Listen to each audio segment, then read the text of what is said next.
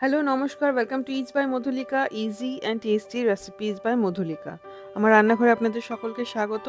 আজকে আমি বানাচ্ছি মৌরলা মাছের একটা রেসিপি, মৌরলা মাছের তেল ঝাল পেঁয়াজ কলি দিয়ে।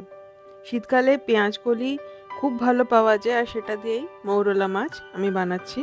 চলুন রান্নাটা শুরু করা যাক। এর জন্যে লাগছে মৌরলা মাছ। আমি মৌরলা মাছের মাথাটা ছাড়িয়ে নিই, তার কারণ মৌরলা মাছের মাথাটা থাকলে ঝোলের মধ্যে কিরকম একটা বালি বালি ভাব আসে।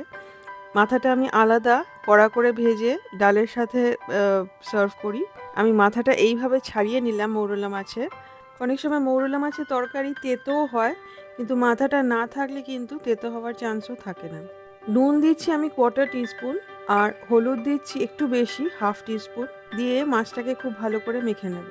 মাছ ভাজার সময় কড়াইতে অনেক সময় লেগে যায়, হলুদটা একটু বেশি দিলে কিন্তু মাছটা আর লাগবে না। নুন হলুদ মাখিয়ে মাছটা 15 মিনিট ম্যারিনেট করে রেখে দেব। নিলাম পেঁয়াজ কলি বা অনিয়ন ফ্লাওয়ার স্টক। এটাকে আমরা 1 ইঞ্চি সাইজে টুকরো করে কেটে নেব।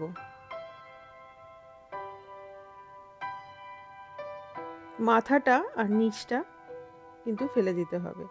একটা মাঝারি সাইজের আলু নিয়েছি, এইভাবে মোটা মোটা আলু ভাজার মতো করে কেটে নিতে হবে। সব তরকারি আমরা এক সাইজের কাটার চেষ্টা করছি, সেই জন্যই আলুটাকে এইভাবে কেটে নিলাম, এতে দেখতেও সুন্দর লাগবে। আলুটা কাটার পরে যাতে কালো না হয়ে যায়, আমরা জলের মধ্যে ওই জন্য আলুর টুকরোগুলোকে ভিজিয়ে রাখলাম। একটা মাঝারি সাইজের পেঁয়াজ নিয়ে নিলাম, পাতলা পাতলা করে স্লাইস করে, তারপরে 3 টুকরো করে কেটে নিলাম। লাগবে একটা ছোট টমেটো, আমি নিচ্ছি একটা মাঝারি সাইজের টমেটোর হাফ। ঠিক ওই রকমই স্লাইস করে পেঁয়াজের মতোই কেটে নেব। আপনারা চাইলে এটাতে কুচিও দিতে পারেন, পেঁয়াজ কুচি আর টমেটো কুচিও দিতে পারেন। এবার শুরু করা যাক রান্নাটা। আমি এই রান্নাটা কড়াইতে করছি। প্রথমে নিয়ে নিলাম 1/2 কাপ সর্ষের তেল।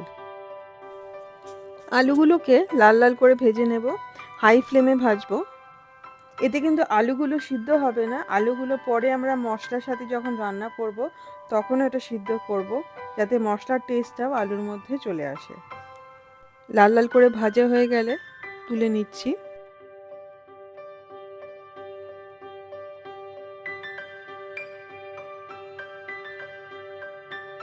এবারে দেব মাছগুলো, ম্যারিনেট করা মৌরলা মাছ।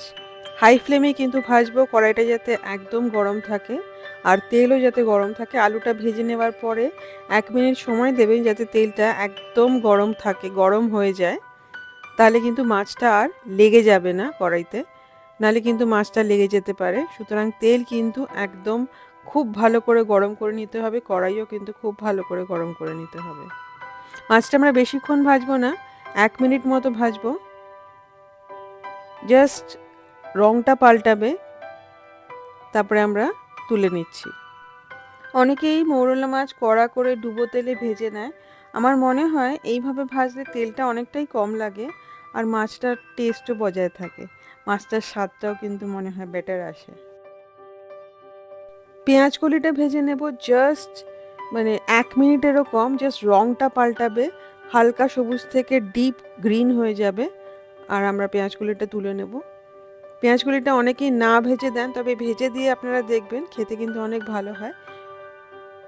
1 মিনিটের বেশি ভাজলে কিন্তু রান্নার শেষে পেঁয়াজ কলিটা রং পাল্টে যাবে, কিন্তু ঠিক এইভাবে ভেজে নিলে রংটা কিন্তু ইনট্যাক্ট থাকবে, সবুজই থাকবে। এবার দিয়ে দিলাম কড়াইতে আরও 2 টেবিল স্পুন সর্ষের তেল। তেল গরম হলে কালো জিরে ফোড়ন দেব। কালো জিরে ভাজার খুব সুন্দর গন্ধ যখন বেরোবে, দিয়ে দেবো স্লাইস করে রাখা পেঁয়াজটা। পেঁয়াজটা আমরা হাই ফ্লেমেই ভাজবো যতক্ষণ না পেঁয়াজটা লাল হতে শুরু করবে। জাস্ট লাল হতে যখন শুরু করবে সেই অবধি আমরা পেঁয়াজটাকে ভাজবো। পেঁয়াজটাকে কিন্তু বেশি লাল করব না।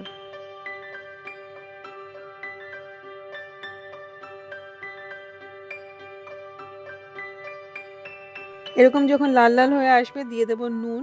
নুন স্বাদ মতো দিতে হবে, আমি এখানে 1 টিস্পুন নুন দিয়েছি। খুব ভালো করে মিশিয়ে নেব। রংটা দেখতে পাচ্ছেন পেঁয়াজে ঠিক এরকম হবে।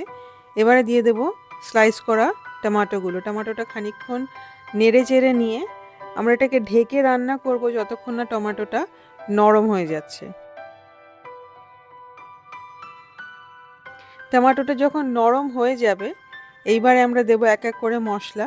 আমরা এখানে খালি হলুদ গুঁড়ো আর লঙ্কার গুঁড়ো দেবো। হলুদ গুঁড়ো দেবো 1/4 টিস্পুন আর লঙ্কার গুঁড়ো, লাল লঙ্কার গুঁড়ো দেবো 1/2 টিস্পুন। একটা কাঁচা লঙ্কা দেব, দিয়ে 1/4 কাপ জল দিয়ে মশলাটাকে কষতে হবে। খুব ভালো করে কষতে হবে যতক্ষণ না তেল ছাড়ছে। লঙ্কার গুঁড়োর মধ্যে 1/2 কাশ্মীরি লঙ্কা আছে আর 1/2 শুকনো লঙ্কা আছে বাড়িতে গুঁড়ো করা। ঢেকে রান্না করব যতক্ষণ না তেল বেরোচ্ছে মশলার, আর মাঝে মাঝে ঢাকা খুলে নেড়ে দেব যাতে পুরো মশলাটা খুব ভালো করে কষা হয় আর কোনোভাবেই যাতে কোনো দিকে পুড়ে না যায়। জল যখন একদম শুকিয়ে গেছে, খুব সুন্দর একটা গন্ধ বেরোচ্ছে, তার মানে মশলা পুরো রান্না হয়ে গেছে। ভালো করে নেড়ে চেড়ে নিয়ে দিয়ে দেব আলুগুলো, ভেজে রাখা আলু। আলুটা মশলার সাথে 2 মিনিট মতো একটু ভেজে নেব। দিয়ে দেব 1/2 কাপ জল। 1/2 কাপ জল ভালো করে মিশিয়ে নিয়ে ঢেকে আমরা রান্না করব যতক্ষণ না আলুটা পুরো সিদ্ধ হয়ে যায়। আলুটা দেখুন পুরো সিদ্ধ হয়ে গেছে। এইবারে দিয়ে দেব ভেজে রাখা মাছ,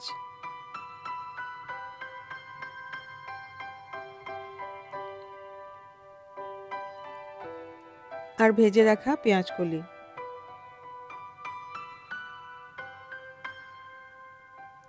ভালো করে মিশিয়ে নেব। মাছ আর পেঁয়াজ কলি খুব ভালো করে মিশিয়ে নিতে হবে।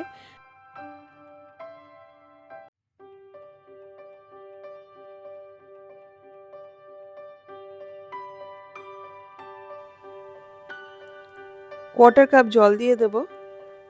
আপনারা যদি ঝোল আর একটু বেশি চান আর একটু বেশি দিতে পারেন, তবে এটা কিন্তু মাখা মাখাই হবে। কোয়ার্টার কাপ জল দিয়ে এবার এটা ঢেকে আমরা রান্না করব একদম লো ফ্লেমে 5 মিনিট। এই সময়ের মধ্যে আমি ধনেপাতাটা একদম কুচি করে কেটে নিচ্ছি।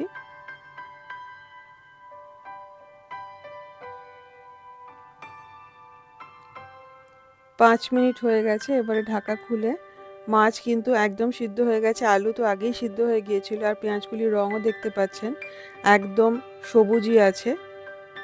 একটু বেশি রান্না করলে কিন্তু পেঁয়াজগুলির রঙটা পাল্টে যায়, দেখতে ভালো লাগে না।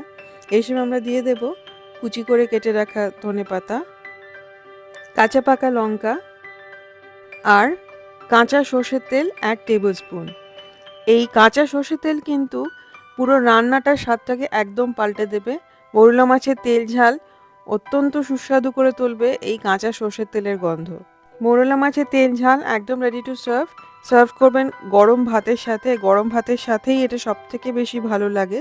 আর সার্ভ করার আগে 15 মিনিট স্ট্যান্ডিং টাইম কিন্তু অবশ্যই দেবেন। এই সময়ের মধ্যেই কাঁচা সর্ষের তেল, কাঁচা লঙ্কা আর ধনেপাতার গন্ধটা রান্নার মধ্যে পুরো মিশে যাবে। আপনারা মৌরলা মাছের এই রেসিপিটা অবশ্যই ট্রাই করবেন এবং আমাকে কমেন্ট করে জানাবেন যে আপনাদের কেমন লাগলো। আমি জানি আপনাদের সকলের এই রান্নাটা ভীষণ ভালো লাগবে। রান্নাটা যদি ভালো লাগে, রেসিপিটা যদি ভালো লাগে, প্লিজ লাইক করবেন, শেয়ার করবেন।